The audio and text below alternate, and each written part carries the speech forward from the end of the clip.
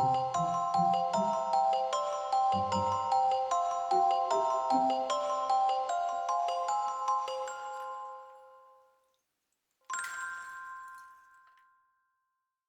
here we are. It's July the 26th, 1998. I mean, the house is a diary. The house is now a diary of my life, really. And off we go. I mean, it's really going to take the rest of our lives. It's true. But we can't wait to get going on it. I just wanted to make something that was valid and substantial and lasting. It began in a much more decorative way at the beginning with Donald, my partner at the time. This is the house of dreams. This is my house. The house of dreams, the house of nightmares, the house of... Well, I came the other day in a bad temper and called it the house of screams. Well, my relationship with Donald is very special, really, because we're friends and we're lovers. But we're a lot more than that. See, I don't know what you're going to be doing. I don't particularly want to know, and I don't know what I'm doing either. We're just going to do it, and what we'll end up with, because we know we have skill, then we're going to end up with something, that's interesting. And the very first thing that we made was the black mosaic face that is on the floor in the studio.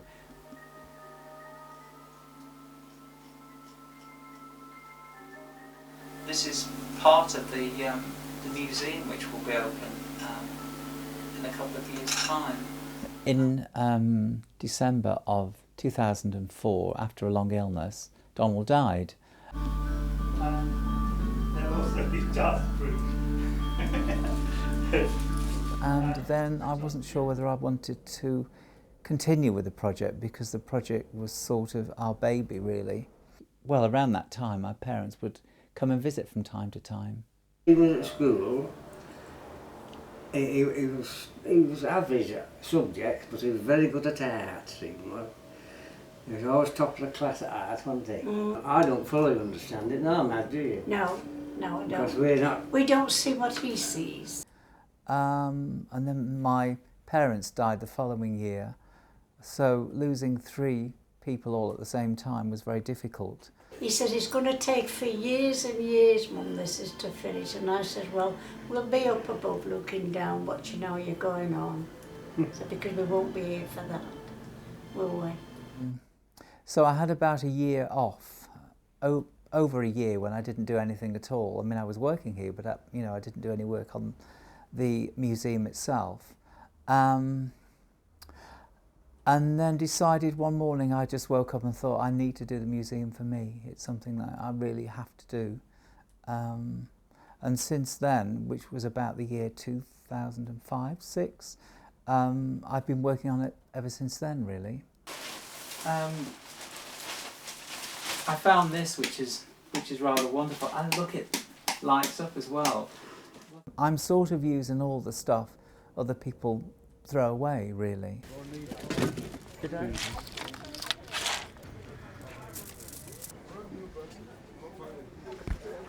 you do it for 3, please? I'll do it for 4. I'll have it. Okay. Thank you. Thank you. There we go. And hopefully creating a temple or something interesting from rubbish. I mean, really, I just get the separate items and put them together and see what happens. I mean, I have no plan at all. I think that's rather wonderful.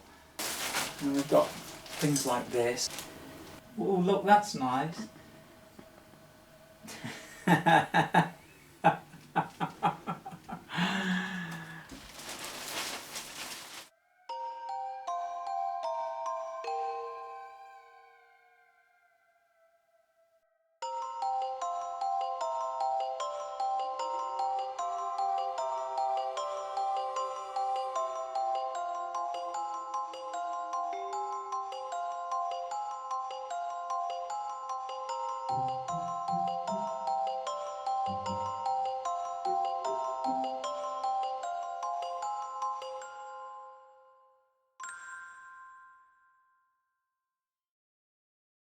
Two years or so after Donald's death, I met Michael. Are you still filming this? Might as well. Yeah, How old are you here? I was 8. Don't I look fabulous? 50 years ago. Haven't changed a bit, you cheeky bugger. 50 years ago. When I first met Stevie, he had gone through an extraordinary period where he'd lost the 3 closest people in his life within a very short time. The interior is a place that's got wonderful positive energy, but it's also come from a place that is about coping with grief. Until very, very recently, I've lived in this house for 31 years. But until I met Michael, I never really felt at home in this house. Michael supports what I'm doing very much. Emotionally, certainly there is a big emotional support from Michael, and we don't actually create work together, but he's a big support in lots of other ways. The first time Stevie brought hair rollers back to the house, I thought I was being sensible by saying... Oh, well, he gave me some yesterday. I thought I was being sensible by saying, oh yeah, we should put those in a mild solution of bleach and get them cleaned up. But he doesn't want that. He likes the DNA on them. He likes the fact that some remnant of the person who wore those rollers still stays on them and stays on them in their current location in a wall somewhere. Yeah. And sometimes downstairs. When I walk through different areas, I can smell people. And I really like that. Sometimes complete strangers bring things to the house for me to use in the museum because they've heard about the project and they want to support it. Hello. Hello. Hiya, how are you? I'm all right, thank you. You well? I'm fine. Good. So what was your mum's name? Well, her name was Elizabeth. Oh, the but same name as she you? went by the name of Lillian, and she died just after my son's birthday. Oh, God. Completely unexpected. I mean, I found these in bureaus, in drawers, in the shed. So she obviously felt obliged to keep. So she liked her glasses then? Oh yes. So when did your mum go? 2005. Oh, it's a while ago. Mm. Yeah.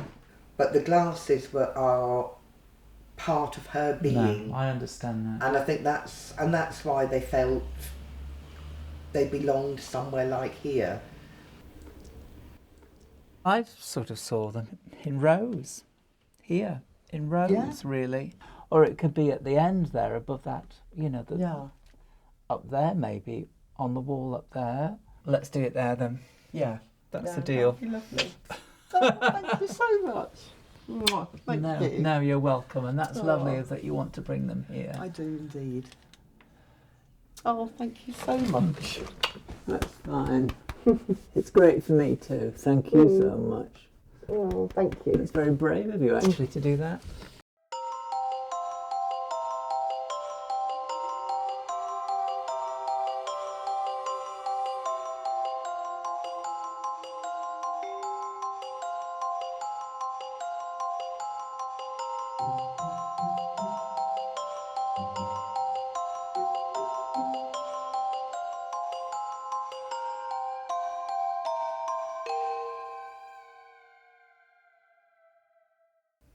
Well, the hall has a different sort of mood to it, really. This is very recent. Most of the things here are from my notebooks over the years. This one here is an account of losing Donald in the hospital and what it was like. And, he died. So this actually records the evening of what that felt like. And was written directly after he died, maybe half an hour afterwards. I know that the piece of work that's on the floor is dealing with bereavement, and I think it's particularly to do with my dad. We've got my dad's false teeth here.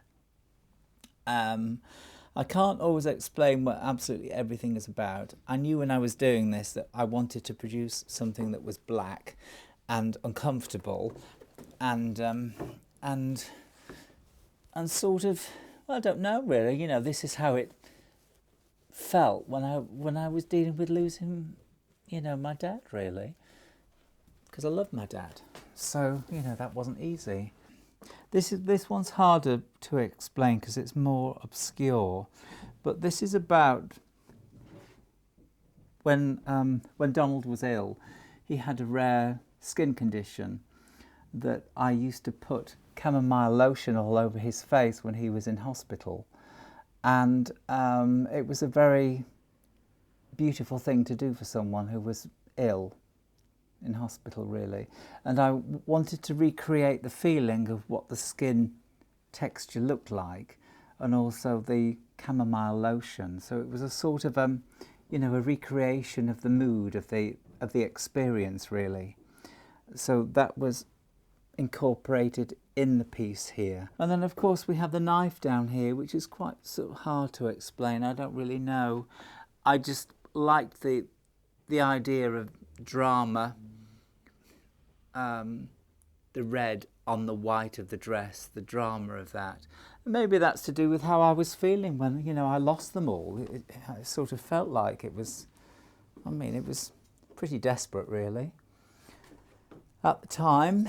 So that's a response, really, to loss. And that's how it felt.